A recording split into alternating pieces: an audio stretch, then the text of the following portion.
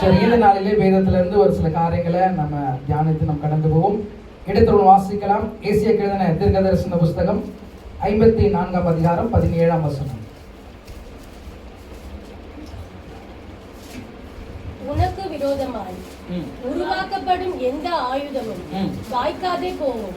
உனக்கு விரோதமாய் நியாயத்தில் எழும்பும் எந்த நாவும் நீ குற்றப்படுத்துவாய். இது கர்த்தருடைய ஊழியக்காரனின் சுதந்திரமும் என்னால் உண்டான அவருடைய நீதியுமாய் இருக்கிறது என்று கர்த்தர் சொல்லுகிறார். கண்களை மூடி எங்கள் அன்பின் ஆண்டவரே, தர்மையான வேலைக்காய் நாங்கள் நன்றி செலுத்துகிறோம்.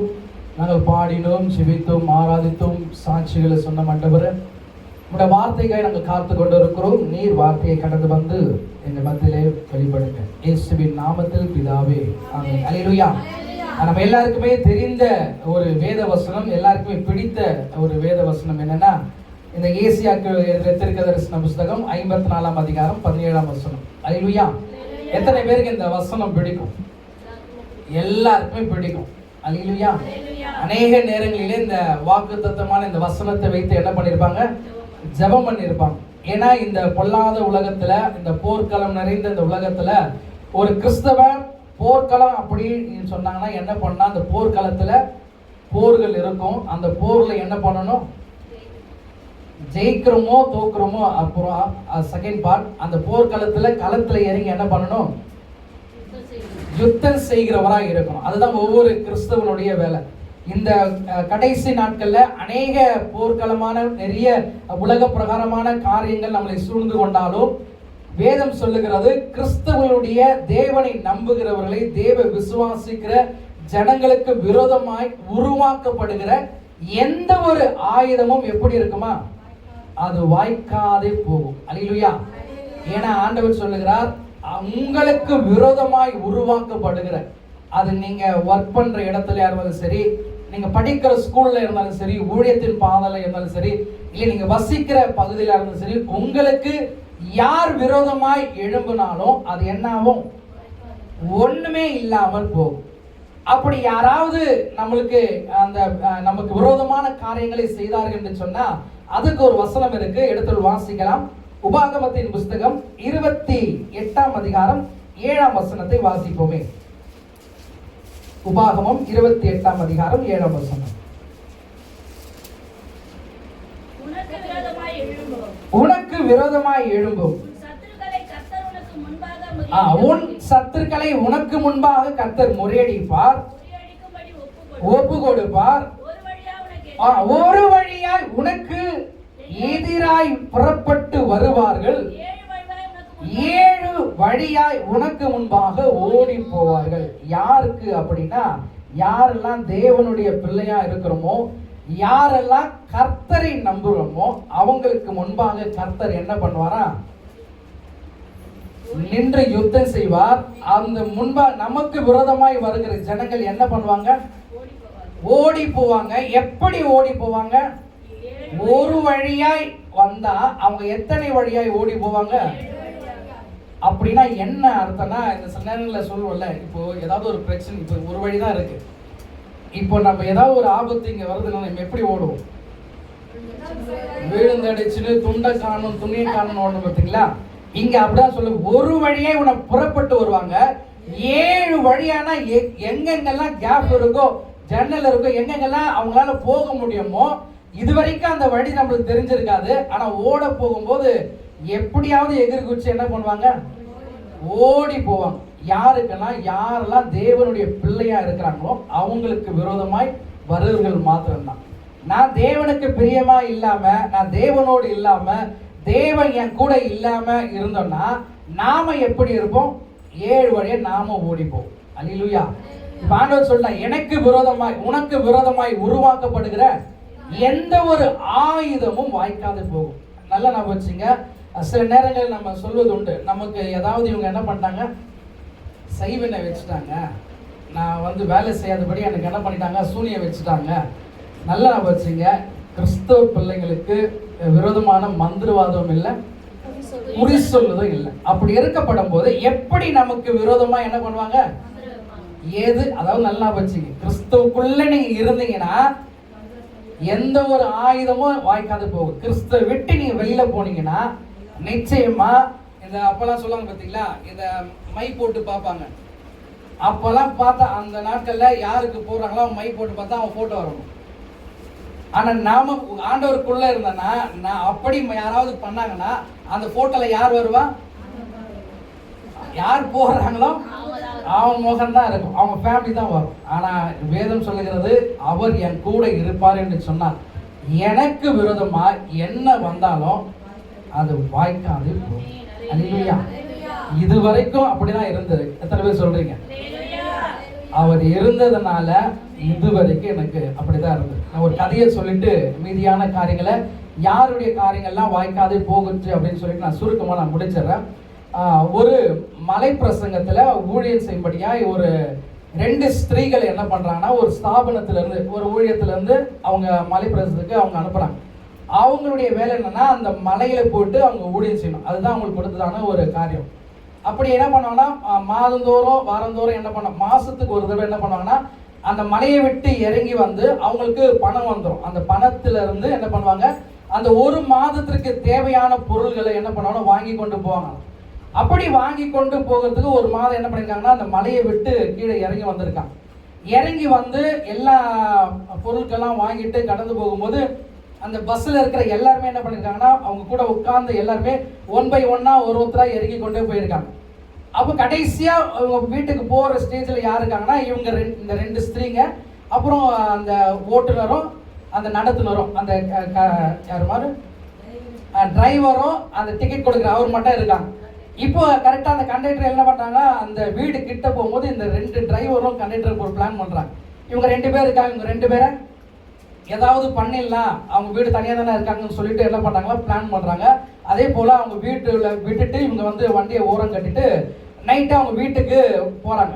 கடந்து போகும்போது பாதி தொழில் கிட்ட போன என்ன பண்ணுறாங்கன்னா அந்த வீட்டை பார்த்துட்டு அலறி வச்சுட்டு ஓடி வந்துடுறாங்க. ஓடி வந்து யார்கிட்டையும் சொல்லலை. அது ஒரு மாதம் கடந்து போயிடுச்சு.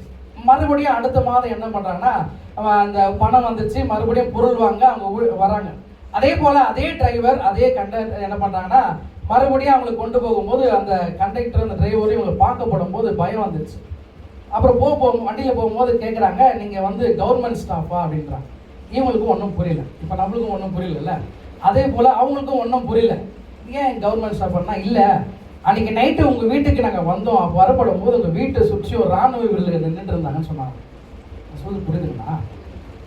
அப்படின்னா என்ன, அவங்கள வந்து தவறான விஷயத்துக்காக கடந்து வரப்படும் போது அந்த வீட்டை சுற்றிலும் இராணுவ யுத்த சேனைகள் என்ன பண்றாங்கன்னா தூதர்கள் அந்த வீட்டை சுற்றி நின்று கொண்டிருந்தாங்க. அல்லேலூயா. அவங்க அதை பார்த்துட்டு தான் என்ன பண்ணிருக்காங்க, யாரோ காவல் நிற்கிறாங்கன்னு சொல்லிட்டு பயந்து வந்திருக்காங்க. அப்போ ஊழியம் செய்கிறவங்களுக்கு ஆண்டவரோடு இருக்கிறவர்களுக்கு அவரை உண்மையாய் பிடித்தவர்களுக்கு என்ன ஆகும்னா எவ்வளவு பெரிய ஆபத்து இருந்தாலும் அது வாய்க்காமல் கடந்து போகும். அல்லேலூயா. ஏன்னா இன்னைக்கு நம்ம நிறைய விஷயங்களை டிவியில் பார்க்குறோம், என்னென்ன காரியங்கள்லாம் நடக்குது அப்படிதானமா. ஆனால் தேவனுடைய பிள்ளைங்களுக்கு எந்த ஒரு ஆயுதம் வாய்க்காமல் இருக்கிறன்னா நாம அவரோடு அவர் நம்மோடு இருந்தால் மாத்திரம்தான் முடியும். இல்லை எனக்கு மனுஷன் சப்போர்ட் இருக்கு, இவங்க கீழே இருந்தாலும் இவங்க எனக்கு பாதுகாப்பாக இருப்பாங்க அப்படின்னு நினைச்சிங்கன்னா எந்த ஒரு மனுஷனும் ஒரு நாள் என்ன பண்ணுவாங்க, ஏதோ ஒரு சூழ்நிலையில மாறி போவாங்க, மறந்து போயிடுவாங்க. ஆனால் தேவன் எப்போதும் நம்ம கூடவே இருக்கிறார். இல்லையா? சரி, யாராருக்கெல்லாம் வேதத்துல அப்படி பாதுகாப்பா இருந்தாரு, அப்படி விரோதமாய் வந்த காரியங்கள் வாய்க்காமல் போனது என்று சொல்லி ஒரு 4 காரியங்களை நம்ம தெரிந்த காரியங்களை உங்களுக்கு எடுத்து நான் காண்பிக்க கர்த்தர் உதவி செய்வார். முதலாவது ஒரு காரியத்தை நாம் வாசிப்போம். என்னாகமத்தின் புஸ்தகம் 22ஆம் அதிகாரம் 6ஆம் வசனத்தை வாசிப்போமே.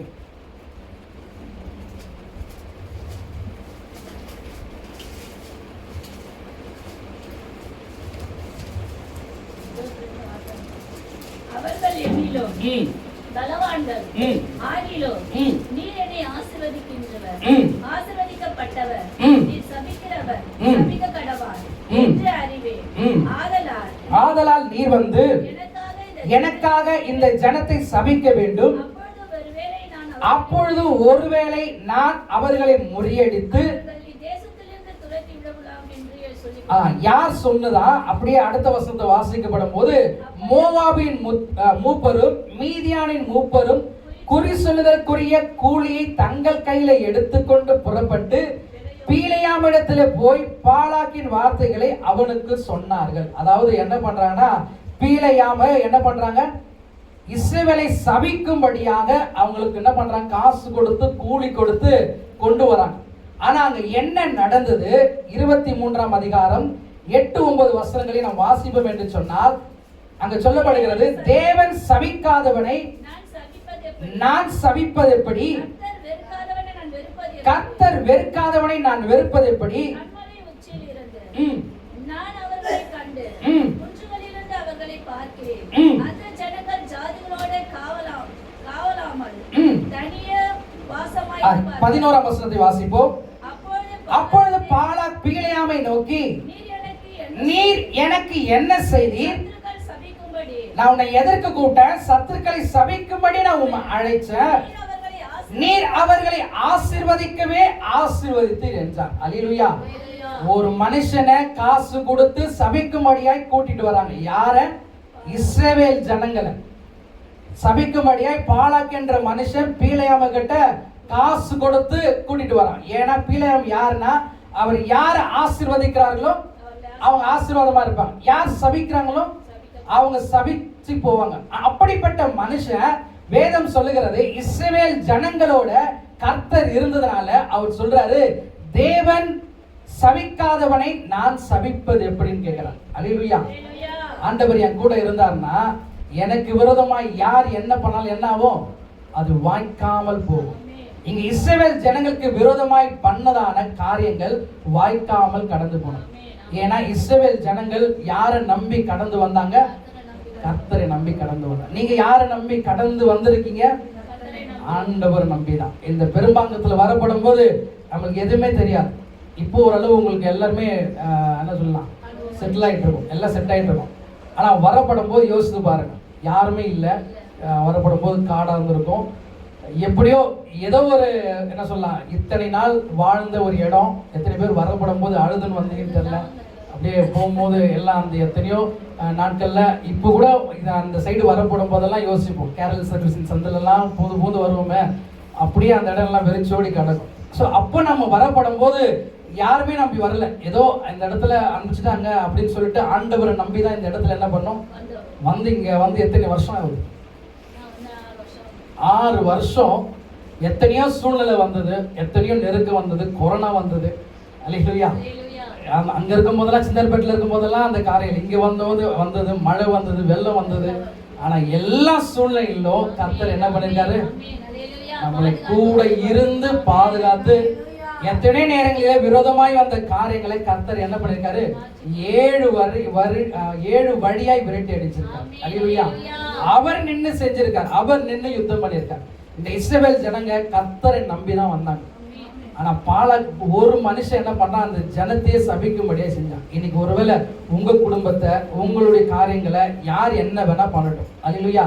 ஆனா நாம ஆண்டவரை சார்ந்திருக்கும் போது நமக்கு விரோதமாய் காணப்படுகிற ஒன்றுமே என்னாவது வாய்க்காமல் போகும். பக்கத்துல உள்ள கரங்களை பிடிச்சு சொல்லுங்க, யார் உங்களை சபிச்சாலும் தேவன் உங்கள் கூட இருப்பார் என்று சொன்னால் அது வாய்க்காமல் போகும். அல்லேலூயா. வெறும் வார்த்தையினால் மாத்திரம் அல்ல, தேவன் கூட இருக்கிறனா என்ன பண்ணணும்?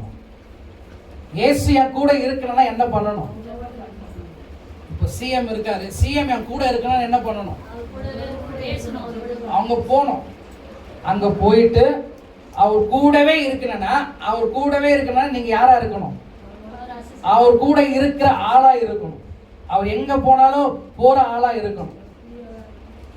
பிஓவா அவங்க கூட வெளியில நிக்க வச்சுவாங்க.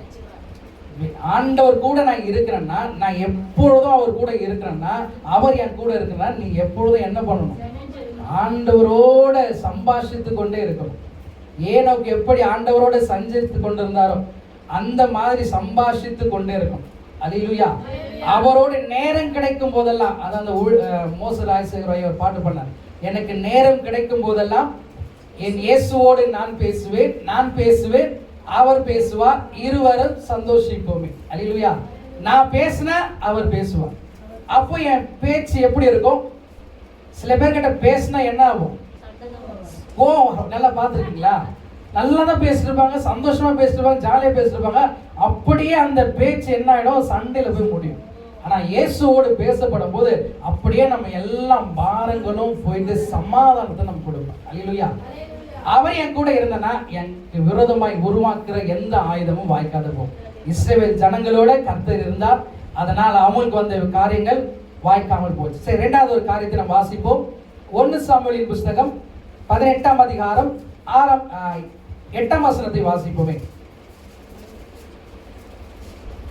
9ல இருந்து வாசிப்போமே. 1 சாமுவேலின் புஸ்தகம் முதற்கொண்டு சவுல் தாவீதை 9ஆம் வசனத்துல 18:9. முதற்கொண்டு சவுல் தாவீதை காயமாகமாய் பார்த்தான். மறுநாளிலே தேவனால் விடப்பட்ட பொல்லாத ஆவி சவுல் மேல் இறங்கிச்சு. அவன் வீட்டுக்குள்ளே தீர்க்க தரிசனம் சொல்லிக் கொண்டிருந்தான். அப்பொழுது தாவீது தினந்தோறும் செய்கிறபடி தன் கையினால் சுரமண்டலத்தை வாசித்துக் கொண்டிருந்தான். சவுலின் கையிலே ஈட்டி இருந்தது. அப்பொழுது சவுல் தாவீதோடு சேர்ந்து தாவீதை சுவரோட சேர்த்து உருவ குத்தி போடுவேன் என்று ஈட்டியை அவன் மேல் எறிந்தான். ஆனாலும் 2 தரம் அவனுக்கு தப்பினான். கர்த்தர் தாவீதோடு கூட இருக்கிறார் என்றும் அடுத்த வசனத்தை வாசிப்போமே. அப்புறப்படுத்தி 1000 பேருக்கு அதிபதியாக வைத்தான். போக்கும் வரத்துமாய் இருந்தான். இங்க சவுல் என்ற ஒரு ராஜா தாவீதை என்ன பண்றாருன்னா, பாட்டு பாடிலே வாசித்து கொண்டே இருக்கப்படும் போது கையில ஈட்டி எடுத்து என்ன பண்றாரு, சவுரா குத்தலான்னு சொல்லிட்டு அதை எறிகிறாரு. ஆனா என்ன ஆகுது, அவர் வந்து மிஸ் ஆயிடுறாரு. ஏன்னா வேதம் சொல்லுகிறது தாவீதோடு கர்த்தர் இருந்தார். ஆமா, ஒரு ராஜா நினைச்சிருந்தா என்ன பண்ணிருக்கலாம், தாவீதை அப்பவே கூப்பிட்டு வச்சு என்ன பண்ணிருக்கலாம், சாகடிச்சிருக்கலாம். என்ன வேணா அவர் சொன்ன 1000 பேர் என்ன பண்ணுவாங்க. ஆனா வேதம் சொல்லுகிறது தாவீதோடு கர்த்தர் இருந்தனால அவர் ஒரு தடவை இல்ல 2 தடவை ட்ரை பண்றாரு. 2 தடவை என்ன பண்ணாருன்னா தாவீது மிஸ் ஆயிடுறாரு. அவருக்கு விரோதமான காரியங்கள் மாறி போகுது. உடனே இதை பார்த்த சவுல் என்ன பண்றாருன்னா பயப்படுறார்.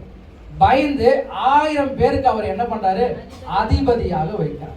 இங்க வேதம் சொல்லுகிறது தாவீதுக்கு விரோதமாய் உருவான எந்த ஒரு ஆயுதமும் வாய்க்காமல் போனது. காரணம் என்னன்னா, தாவீதோட அல்லேலூயா அவர் இருந்தால்னால் மாத்திரம்தான் நமக்கு எவ்வளவு பேர் என்ன பண்ணாலும் ஒண்ணுமே வாய்க்காது.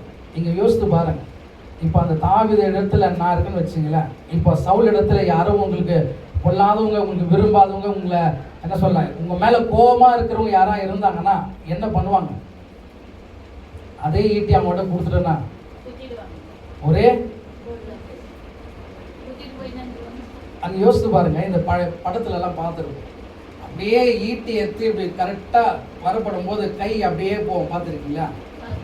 யோசித்து பாருங்க. இப்ப தாவீது இருக்காரு, சவுல் மேல ஈட்டி இருக்கு. அப்படியே போகப்படும் போது அவன் தாவீது வந்து அதை பார்த்து பயந்து இருக்க மாட்டான். அவன் என்ன பண்ணிருக்கான், நின்று அந்த வாசித்துட்டு இருக்கான். அது வாசிக்க அவர் எவ்வளவு இன்ட்ரெஸ்டா இருந்திருப்பாரு.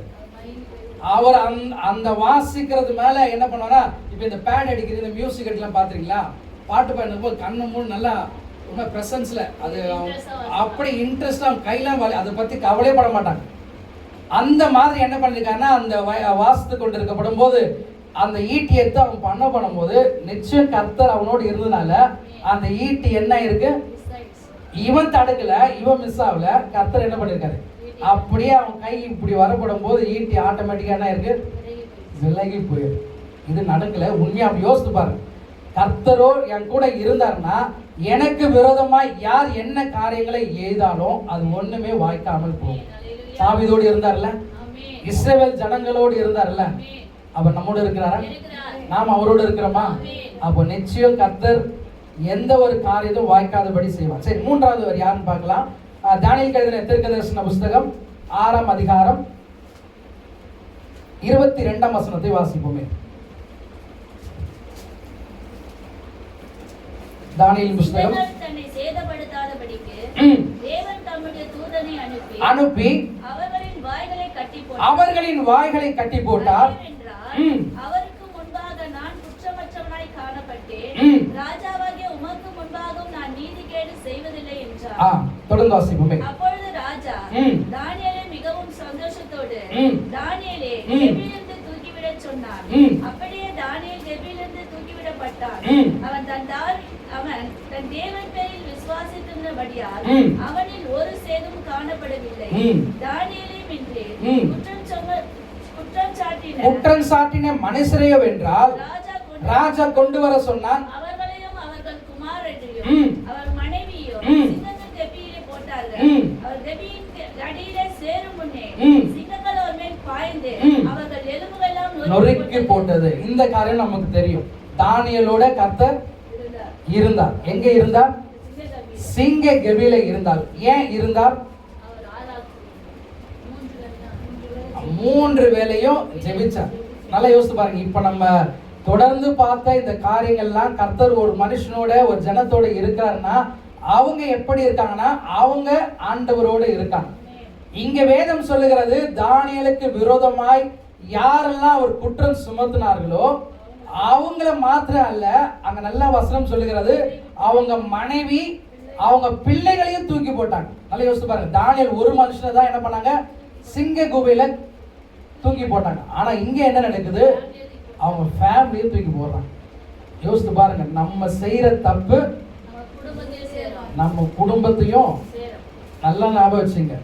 நம்ம தேவனுக்கு பிரியமில்லாம ஒரு விஷயத்தை நம்ம செய்தோம்னா நிச்சயம் அதனுடைய காரியத்தை நம்ம பிள்ளைகள் என்ன பண்ணுவாங்க? அனுபவிக்கிறவங்களா இருப்பாங்க. இங்க தானியேலுக்கு விரோதமாய் எழும்பினாங்க. ஆனா வேதம் சொல்லுகிறது தானியேலுக்கு விரோதமாய் எழும்புகிற காரியங்கள் வாய்க்காமல் போனது. காரணம் தானியேலோடு கர்த்தர் இருந்தார். கடைசியாக ஒரு காரியத்தை நம்ம வாசிப்போமே. யாரோடு கர்த்தர் இருந்தார்? அவருக்கு விரோதமாய் காரியங்கள் என்னாச்சுன்னு பார்க்கலாம். எடுத்து வாசிக்கலாம். எஸ்தர் எழுதின புஸ்தகம் 7ஆம் அதிகாரம் 10ஆம் வசனத்தை வாசிப்போமே. எஸ்தரின் புஸ்தகம் 7ஆம் அதிகாரம் 10ஆம் வசனம்.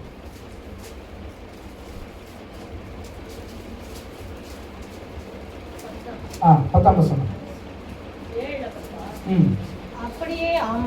அப்படியே ஆமான் மொர்தெகாய்க்கு ஆயத்தம் பண்ணின தூக்கு மரத்திலே ஆமானை தூக்கி போட்டார்கள்.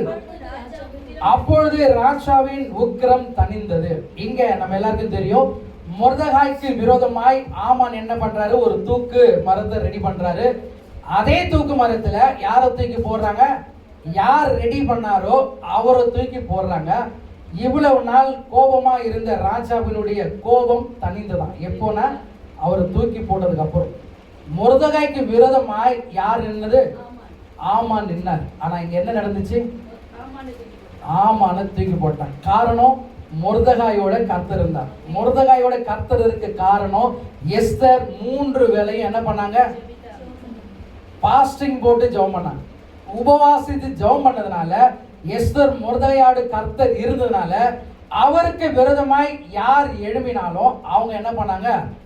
சொல்லுவாங்களே, தான் வெட்டின குழியில அதற்கு உதாரணமான காரியம் இந்த ஆமான் தான். இவரை பார்த்தா அந்த பழமொழி எழுதினாங்களான்னு தெரியல.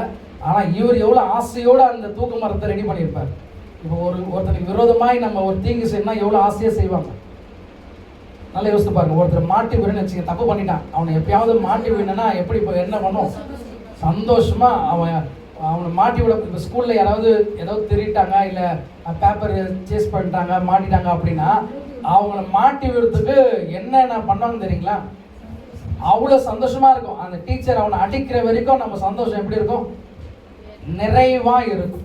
ஆனா அதே காரியங்கள் அதே டீச்சர் நீ ஒரு நாள் நீ யாரை மாட்டி நினைச்சியோ, ஆனா கடைசியில உன்னுடைய பேப்பர் மற்றவங்க இருக்கும்போது நீ மாட்டினா உனக்கு எப்படி இருக்கும்? நான் ஒரு விஷயத்த ஒருத்தர் செய்யணும்னு நினைக்கிறேன், ஆனா அதே விஷயம் எனக்கு நடக்கும்போது எனக்கு எப்படி இருக்கும்? இப்ப ஆமான் மொர்தெகாய்க்கு விரோதமாய் செஞ்சாரு. ஆனா இங்க என்னதான் நடக்குது? மொர்தெகாய்க்கு பதிலாக ஆமான் என்ன பண்றாரு? அந்த தூக்கு மரத்துல விடுறார். அல்லேலூயா. ஏன்னா தேவ பிள்ளைகளுக்கு விரோதமாய் உருவாக்கப்படுகிற எந்த ஆயுதமும் வாய்க்காமல் போகும். சிம்பிளான விஷயம். எனக்கு விரோதமாய் உருவாகிற காயம் வாய்க்காமல் போனேன்னா நான் அவரோடு கூட இருக்கணும், அவர் என் கூட இருக்கணும். யாராருக்கு விரோதமாயெல்லாம் எழும்பினாங்க?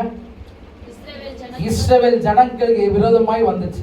அடுத்தது தாவீதுக்கு விரோதமாய் வந்தது. தானியேலுக்கு விரோதமாய் எழுப்பினாங்க.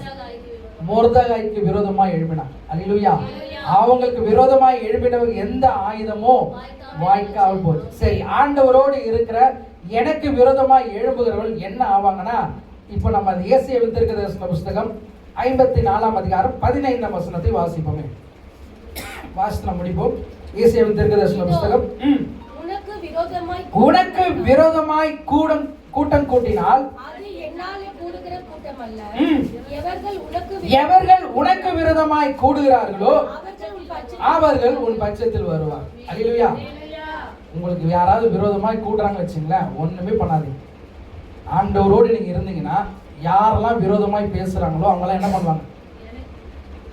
நம்ம சிம்பிளா ஒரு விஷயம் சொல்றா, நியூஸ் பாக்குற எத்தனை பேர் நியூஸ் பாக்குறீங்க? நம்ம எலெக்ஷன்லாம் நடக்குது தெரியும், இவங்க அவங்கள பேசுவாங்க, ஆனா கடைசியில் என்ன நடக்கும்? யாரெல்லாம் விரோதமாய் பேசுறாங்களோ ஒரு மனுஷனுக்கே உண்மையா இருக்கும்போது நடக்குதுன்னா, தேவ பிள்ளைங்க ஆண்டவரை நம்பி இருக்கிற நமக்கு யாரெல்லாம் விரோதமாய் பேசுறாங்களோ நம்ம ஒண்ணுமே செய்வானா? நம்ம அவங்களுக்கு விரோதமாய் யுத்தம் பண்ண வேணா, அவங்களுக்கு விரோதமாய் ஜெபம் பண்ண வேணா, எந்த ஒரு காரியத்தை செய்வானா? நாம சைலண்டா ஆண்டவர் கூட இருந்தனா அவர்களே என் பட்சத்துல வந்து என்ன பண்ணுவாங்க? சமாதானம் ஆயிடுவாங்க, எனக்காக ஜெபம் பண்ணணும்னு சொல்லுவாங்க. அல்லேலூயா. ஆனா நாம என்ன பண்றோம்? யாராவது விரோதமாய் எழுப்பிட்டா உடனே என்ன பண்றோம்? அவங்க கிட்ட பேசுறதை நிறுத்திடுறோம். அவங்கள எப்படியாவது ஏதாவது ஒரு பிரச்சனையில மாட்டி விடலான்னு யோசிக்கிறோம். அவங்களிடத்துல என்ன பண்ணோம்? அந்த ஜெபிக்கும் போதெல்லாம் அதாவது என்ன பண்ணுவாங்க? டைரக்டா ஜெபம் பண்ண மாட்டாங்க, இன்டைரக்டா. இப்படி நான் ஜெபம் பண்றேன், அந்த வார்த்தை இருக்குல்ல, ஆண்டவரே எனக்கு விரோதமாய் எழுப்பியிருக்காங்க ஆண்டவரே, அவனை என்ன பண்ணுங்க? சந்திங்க ஆண்டவரே அப்படின்னு. அதெல்லாம் நம்ம சொல்ல வேண்டிய அவசியமே இல்லை. அல்லேலூயா. என் கூட ஆண்டவர் இருக்காருப்பா அப்படின்னு உங்களுக்கு கான்ஃபிடென்ட் இருந்துச்சுன்னா எத்தனை பேர் சொல்றீங்க என் கூட இருக்காருன்னா? அப்படி கூட இருக்காருன்னா சபைக்கு சீக்கிரம் வரும்.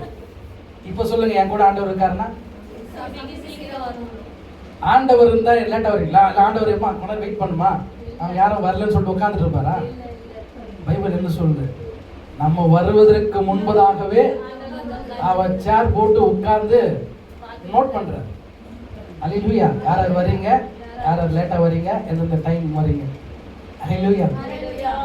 ஏன்னா நம்ம மனுஷனுக்கு விரோதமாய் நம்ம பேசலாம், இல்ல நம்ம போய் சொல்லலாம், ஆனா ஆண்டவர் பார்க்கிறார். நம்ம எந்த சில நேரங்களில் நமக்கு முடியாத சூழ்நிலை இருக்கும், நிச்சயமா வர முடியாத சூழ்நிலை இருக்கும், பலவீனம் இருக்கும், எங்கேயோ வெளியில போயிட்டு வர முடியாத சூழ்நிலை இருக்கும். ஆனா வேணும்னே நம்ம லேட்டா எழுந்து லேட்டா ரெடி ஆகி நம்ம ஒரு டைம் ஃபிக்ஸ் பண்ணி வந்தோம்னா நிச்சயமாய் ஆண்டவர் நம்ம கூட இருப்பாரு. நீ எப்படின்னா போன்னு சொல்லிட்டு அவர் என்ன பண்றாரு? அப்ப எப்படி எனக்கு விரோதமாய் எழும்புற காரியங்கள் வாய்க்காமல் போகும்?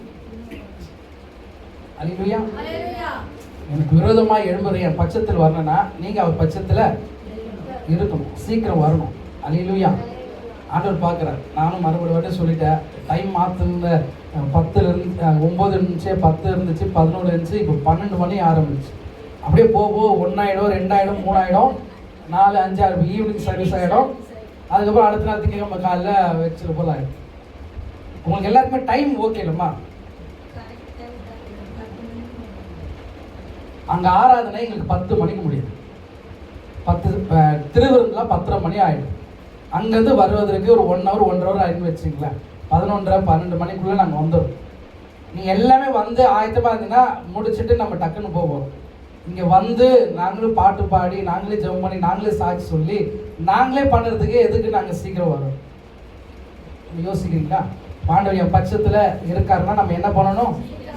சீக்கிரமாக இருக்கணும். வந்தீங்கன்னா உங்களுக்கு விரோதமாய் உருவாக்கப்படுகிற எந்த ஆயுதம் வாய்க்காமல் போகும். உங்களுக்கு யார் விரோதமாய் எழும்புறாங்களோ அவங்க என்ன பண்ணுவாங்க? உங்க பட்சத்துல வருவாங்க. அல்லேலூயா. பக்கத்துல உள்ள கரங்களை பிடிச்சு சொல்லுங்க, உங்களுக்கு விரோதமாய் எழும்புகிறவங்க உங்க பட்சத்துல வருவாங்க. கர்த்தர் இந்த வார்த்தையை ஆசீர்வதிப்பாராக. நாம் யாவரும் எழுந்திருந்து கர்த்தருக்காய் நம் காணிக்கை செலுத்துவோம். இதை பாருங்க.